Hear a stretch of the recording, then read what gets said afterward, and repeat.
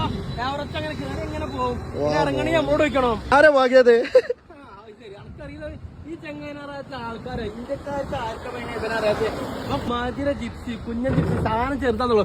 പക്ഷെ ഭയങ്കര പരാക്രമം ഇവനെ കൊണ്ട് ജിപ്സി പെട്രോള് ഇവനെ നമ്മൾ വിളിച്ച പരാക്രമീനാ. പരാക്രമി ഏതാന്ന് മാതിര ജിപ്സാണ്. ഒരു പരാക്രമി എന്ന് പറയാൻ കാരണം ഈ നടുവത്തെ ലിവറുണ്ട്. ഇതാണ് രണ്ടാമത്തെ ലിവർ. അതൊട്ട തുടങ്ങുമ്പോ എന്റെ പരാക്രമം. പിന്നെ 4x4 പിടുത്തപ്പം അത് ഇട്ടെടുത്താണ്ട് എവറസ്റ്റ് വരെ കേറുമ്പോ അങ്ങനെ ജിപ്സി വരാൻ വേണ്ടിട്ട് കാത്തു നിക്കാണ് നമ്മള്. എവറസ്റ്റ് കേറൂല എവറസ്റ്റ് അങ്ങനെ കയറി എങ്ങനെ പോകും ഇറങ്ങണി നമ്മളോട് വെക്കണം. മാരുതി സുസുക്കിന്റെ പഴയ മോഡൽ ജിപ്സി ആണ് നമ്മളെടുത്ത് പൊളിക്കാൻ വന്നിട്ടുള്ളത്. ആ നടുവത്തെ ലിവർ ഉണ്ടല്ലോ അതുകൊണ്ട് ഇട്ടെടുത്തോണ്ട് പേര് പോ എട്ടുകാലിന്റെ മാരിയാ. ചുമരും മരൊക്കെ വാങ്ങിങ്ങനെ കേറും. എവറസ്റ്റ് കയറുമ്പോൾ അതൊക്കെ പോഞ്ഞ് കേറുമ്പം എവറസ്റ്റ് നിൽക്കണ്ടേ നമ്മളോട് ചോദിക്കണം.